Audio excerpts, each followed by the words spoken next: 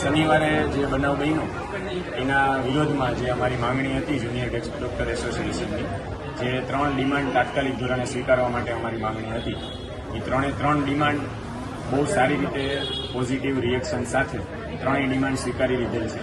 જે ઓથોરિટી હતી, superintendent sir, dean madam બધાના સપોર્ટથી, એટલે એના જવાબ તરીકે અમારી માંગ સ્વીકારી લીધેલ છે.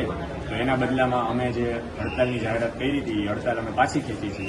જે ઇમરજન્સી સેવાઓ તો ચાલુ જ હતી, પણ નોન ઇમરજન્સી રૂટીન કામ હતું એ પણ અત્યારથી તાત્કાલિક ધોરણે રાબેતા મુજબ ચાલુ કરી દીધું છે રાજકોટ સિવિલનું બધું કામ.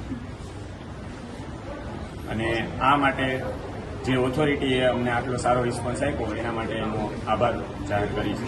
અને મીડિયાએ અમારી દરેક પગલે અમારો સાથ આપ્યો, દરેક વાત પ્રજા સુધી પહોંચાડી, એના માટે મીડિયાનો ખૂબ ખૂબ આભાર.